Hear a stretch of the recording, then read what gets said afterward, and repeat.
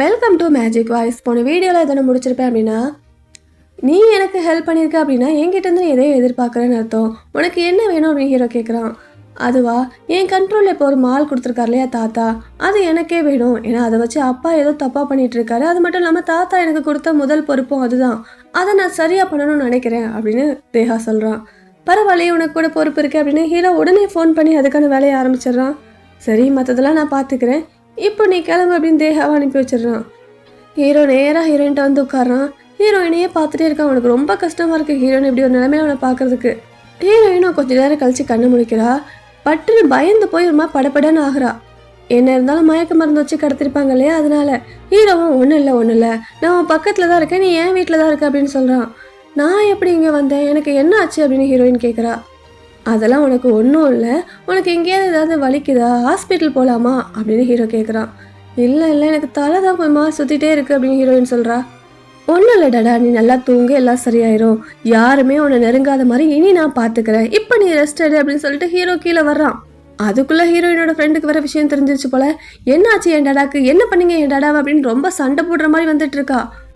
ஒன்றும் இல்லை, அவன் நல்லா தான் இருக்கா அப்படின்னு ஹீரோ சொன்னாலும் கூட, இல்லை நான் கண்ணால் பார்த்தா தான் நம்புவேன் அப்படின்னு சொல்கிறா ஹீரோயினோட ஃப்ரெண்டு. சரி, என்ன ஹீரோயின் கிட்டே ஹீரோ கூட்டிகிட்டு போகிறான். ஹீரோயினை பார்த்ததுமே டேடா வா கிளம்பு, நம்ம வீட்டுக்கு போகலாம் அப்படின்னு ஃப்ரெண்டு கூப்பிட்டுட்டு இருக்கா. அவள் எங்கேயும் வரமாட்டா, அவள் இங்கே தான் இருப்பா. டடா சொல்லு, நான் எங்கே இருக்கேன்னு சொல்லு, நீ இல்லைனா நான் ரொம்ப கஷ்டப்படுவேன் அப்படிங்கிற மாதிரி ஹீரோ சொல்கிறான். உடனே ஹீரோயினோ, நான் இன்னைக்கு இங்கேயே இருக்கிறேன், நாளைக்கு நான் நம்மளோட வீட்டுக்கு வந்துடுறேன், நீ பயப்படாமல் போயிட்டோ அப்படின்னு ஃப்ரெண்டுகிட்ட சொல்லிட்டு இருக்கா. ஃப்ரெண்டு கிளம்பிடுறா. அன்னைக்கு நைட்டு 2 பேரும் தூங்கிட்டு இருக்காங்க. ஆனால் ஹீரோயினால் ஒழுங்காக தூங்க முடியல, ஒரு மாதிரி கனவுலே பயந்து புலம்ப ஆரம்பிக்கிறா. இதை பார்த்த ஹீரோவோ ஹீரோயினை பார்த்து, ஒன்றும் இல்லை நான் இருக்கேன் அப்படின்னு ரொம்பவே பாதுகாப்பாக அவளை ஹக் பண்ணிட்டு அப்படி தூங்க வச்சுக்கிறான். அப்படியே காலையில் ஹீரோயின் கண்ணை முழிக்கிறா. ஆனால் ஹீரோ அப்படியே ஹீரோயினை பார்த்துட்டே இருக்கான். அவன் கண்ணை பார்த்ததுமே ஹீரோயினுக்கு புரிஞ்சுது நைட்டு முழுசாக ஒழுங்காக தூங்கலை அப்படின்னு. என்ன ஆச்சு, நீங்கள் தூங்கலையா அப்படின்னு ஹீரோயின் கேட்க, இல்லை அதெல்லாம் ஒன்றும் பிரச்சனை இல்லை, நீ தூங்கு அப்படின்னு ஹீரோ சொல்கிறான். இல்லை நான் ஸ்கூலுக்கு கிளம்பணும் அப்படின்னு ஹீரோயின் சொல்கிறா. வேண்டாம், நீ ரொம்ப டயர்டாக இருக்க, நீ இன்னைக்கு லீவ் போட்டுரு அப்படின்னு ஹீரோ சொல்கிறான். இன்னைக்கு ஃப்ரைடே, அதுக்கப்புறம் நாளைக்கு லீவு தானே, அதனால் இன்னைக்கு ஒரு நாள் ஸ்கூலுக்கு போயிட்டு வந்துடுறேன் அப்படின்னு ஹீரோயின் சொன்னதுமே சரின்னு ஓகே சொல்லிடுறான். இப்போ ஹீரோயின் ஸ்கூலுக்கு வந்தும் கூட அவளோட கவனத்தை ஒரு விஷயத்த கரெக்டாக பண்ணவே முடியல, ரொம்ப டல்லாக இருக்கா. ஈவினிங் ஸ்கூல் முடிச்சதுமே ஹீரோ தான் வந்து கூட்டிகிட்டு போனான். அப்போ கூட டல்லாக தான் இருக்கா ஹீரோயின். என்னாச்சு டாடா, ரொம்ப டல்லாக இருக்கா, ஹாஸ்பிட்டல் போகலாமா அப்படின்னு ஹீரோ கேட்க, எப்பா சாமி போதும், இதோட 101 தடவை கேட்ட மாதிரி கேட்டுட்டு இருக்கீங்க, நல்லா இருக்கியா, எங்கேயாவது வலிக்குதா, எல்லாம் என்னால் தான், சாரி அப்படின்னு போதும் அப்படின்னு ஹீரோயின் சொல்லிட்டு இருக்கா. இப்போ கார் வேறு ரூட்டில் போகிறத கவனிச்சதும், ஆமாம் எங்கே கூட்டிகிட்டு போகிறீங்க, என் வீட்டுக்கு கூட்டிகிட்டு போகலையா அப்படின்னு ஹீரோயின் கேட்குறா. இல்லை நீ இன்றைக்கி ஏன் கூட தான் இருக்க, ஏன்னா உனக்கு முழுசாக இன்னும் சரியாகலை, நீ ஏன் கூட இருந்தால் தான் நானும் கொஞ்சம் கவலை இல்லாமல் இருப்பேன் அப்படின்னு ஹீரோ சொல்கிறான். இல்லை வேண்டாம், என்னோடய வீட்டுக்கு கூட்டிகிட்டு போங்க அப்படின்னு ஹீரோயின் சொல்கிறா. இங்கே பாரு, நான் ஒன்றும் உன்னை கடிச்சு தின்ற மாட்டேன், பயப்படாமல் வா அப்படிங்கிற மாதிரி ஹீரோ சொல்கிறான். இப்படி சொல்லி முடிச்சு கொஞ்ச நேரத்தில், நான் ஒன்றும் பண்ண மாட்டேன், நீ என்ன எதுவும் பண்ணாமல் இருந்தால் சரி அப்படின்னு ஹீரோ சொல்கிறான். ஹீரோயினும் ஏன் நிலைமை புரியாமல் இவர் வேறு அப்படிங்கிற மாதிரி பார்த்துட்டு இருக்கா.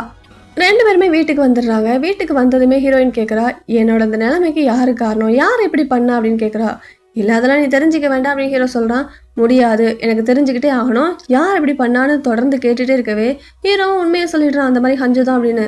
ஹீரோயின் எவ்வளோ நல்ல பொண்ணுன்னு பார்த்துக்கோங்க. அப்போ கூட இங்கே பாருங்கள், ஹஞ்சுவை நீங்கள் எதுவும் பண்ணக்கூடாது, எதுவாக இருந்தாலும் லீகலாக தான் பண்ணணும், நீங்கள் அவளை வேறு எதுவும் பண்ணக்கூடாது அப்படின்னு ஹீரோயின் சொல்கிறா.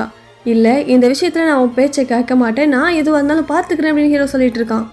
நான் தானே அதில் அஃபெக்ட் ஆகிருக்கேன், நான் சொல்கிறேன், நீங்கள் அவளை எதுவும் பண்ணக்கூடாது, லீகலாக மட்டும்தான் எதுவாக இருந்தாலும் பண்ணணும் அப்படின்னு ஹீரோயின் சொல்லிடுறா.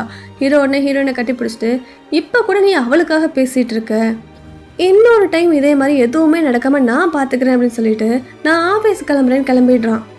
ஆஃபீஸுக்கு வந்த ஹீரோ ஹஞ்சுவை போலீஸில் மாட்ட வைக்கிறதுக்கான அத்தனை வேலையும் பண்ணி முடிச்சுட்டு மறுபடியும் வீட்டுக்கு வர்றான். வரும்போதே போய் சூப்பர் மார்க்கெட்டில் காய்கறிலாம் வாங்கிட்டு வந்திருப்பான் போல. வந்ததுமே ஹீரோவே சமைச்சு ஹீரோயினுக்காக பரிமாறிட்டு இருக்கான். சாப்பிட்டெல்லாம் முடிச்சதுக்கப்புறம் ஹீரோயின் பேக்கை தூக்கிட்டு கிளம்ப போகிறா. ஏய் எங்கே போகிறேன், நான் உனக்கு இருக்க சொன்னேன் அப்படின்னு ஹீரோ சொல்லும்போது, முடியாது நான் கிளம்புறேன் அப்படின்னு ஹீரோயின் சொல்கிறா. இங்கே பாரு, நீ இங்கேயே இரு, நான் வேணா கம்பெனிக்கு போயிடுறேன் அப்படின்னு ஹீரோ சொல்கிறான். போன டைமும் இப்படி தான் சொன்னீங்க, ஆனால் நடந்தது வேறையே அப்படின்னு ஹீரோயின் சொல்லிட்டு இருக்கா. நீ இங்கே இருந்தால் தான் சேஃபாக இருப்பேன், நானும் பயம் இல்லாமல் இருப்பேன், சரி நான் கிளம்புறேன் அப்படின்னு ஹீரோவை கிளம்பிடுறான். ஹீரோயினும் சரி இன்னைக்கு நைட் நமக்கு ஸ்டே பண்ணிட்டு போகலாம் அப்படின்னு ஃபிக்ஸ் பண்ணிடுறா. ஆஃபீஸுக்கு போன ஹீரோ என்ன நினச்சானோ தெரியல, திடீர்னு வீட்டுக்கு வர்றான். அந்த டைமில் தான் ஹீரோயினும் குளிச்சுட்டு இந்த பாத் டவலோட வெளியே வருவா. ஹீரோ ஆப்போசிட்டில் பார்த்ததுமே அவளுக்கு ஒரு மாதிரி ஆயிடுச்சு. 2 பேரும் அப்படியே திருத்தன்னு முடிச்சுட்டு நிற்கிறாங்க. சாரி டாடா, நான் வந்து லேப்டாப் எடுக்க தான் வந்தேன் அப்படின்னு ஹீரோ சொல்லும்போது, ஓ அப்படியா, நீங்கள் போய் எடுங்கன்னு சொல்லிட்டு ஹீரோயின் மறுபடியும் பாத்ரூம்குள்ளே ஓடி போயிடுறா. ஹீரோ உனக்கு தேவையான எல்லா பொருளையும் எடுத்துக்கிட்டு அந்த பாத்ரூம் டோர் கிட்ட வந்து, ஆமாம் இன்னும் எவ்வளோ நேரம் நீங்கள் உள்ளே இருக்க போகிறீங்க அப்படின்னு கேட்க, நீங்கள் முதல்ல போங்க அதுக்கப்புறம் நான் வெளியே வரேன் அப்படின்னு ஹீரோயின் சொல்கிறா. நீ வெளியே வந்தால் தான் நான் போவேன் அப்படின்னு ஹீரோ சொல்ல, முடியவே முடியாது நீங்கள் கிளம்புங்க அப்படின்னு சொல்லுதோ, சரி நான் போயிட்டு வரேன் நீ பார்த்து சேஃபாரு அப்படின்னு சொல்லிட்டு ஹீரோ கிளம்பிடுறான். ஆனால் ஹீரோயின் அப்போ கூட விவரமாக கதவு மூடுற சத்தெல்லாம் கேட்குதா அப்படின்னு எல்லாத்தையும் கன்ஃபார்ம் பண்ணிட்டு தான் பாத்ரூமை விட்டு வெளியே வர்றா. ஆனால் ஹீரோயினுக்கு பின்னாடி தான் நின்றுட்டு இருப்பான். ஹீரோ நிற்கிறது தெரியாமல் ஹீரோயினும் அப்பாடி போயிட்டான் அப்படிங்கிற மாதிரி ரியாக்ஷன் கொடுத்துட்ருப்பா. டாடா ஏன் இந்த பெருமூச்சு, அப்படி நான் அவனை என்ன பண்ண போகிறேன் அப்படின்னு ஹீரோ கேட்டுட்டு ஹீரோயின் பக்கத்தில் வந்துடுறான். ஹீரோயின் திரும்பி பார்த்துட்டு நான் பாத்ரூமில் எதையோ மறந்து வச்சுட்டு வந்துட்டு போகிறேன்னு உள்ளே போக போகிறா. ஆனால் ஹீரோ தடுத்து பிடிச்சி வச்சுக்கிறான். நான் தான் உன்னை ஒன்றும் பண்ண மாட்டேன்னு சொன்னேன்ல அப்படின்னு ஹீரோ சொல்லிட்டு ஹீரோயினை கிஸ் பண்ண ஆரம்பிச்சிட்றா. கொஞ்ச நேரம் கிஸ் பண்ணதுக்கப்புறமா நான் இதுக்கு மேலே இங்கே இருந்தால் நல்லா இருக்காதுன்னு நினைக்கிறேன்னு சொல்லிட்டு கிளம்புவான்னு பார்த்தா மறுபடியும் கிஸ் பண்ண ஆரம்பிச்சிடுறான். அப்படியே கட் பண்ணி மறுநாள் ஹீரோயின் ஸ்கூலுக்கு போயிட்டு நடந்து வந்துட்டு இருக்கிறத காமிக்கிறாங்க. அவளை கிராஸ் பண்ணி ஒரு கார் போகுது. ஆனால் ஹீரோயின் அப்படியே பயந்து நடுங்குறா. ஏன்னா காரில் தானே கடத்திருப்பாங்க. காரை பார்த்தாலே ஒரு பயமாக இருக்குது. இப்போ வீட்டுக்கும் வந்துடுறா. வீட்டுக்கு முன்னாடி ஹஞ்சுவும் ஹீரோவோட ஃப்ரெண்டும் வெயிட் பண்ணிட்டு இருக்காங்க.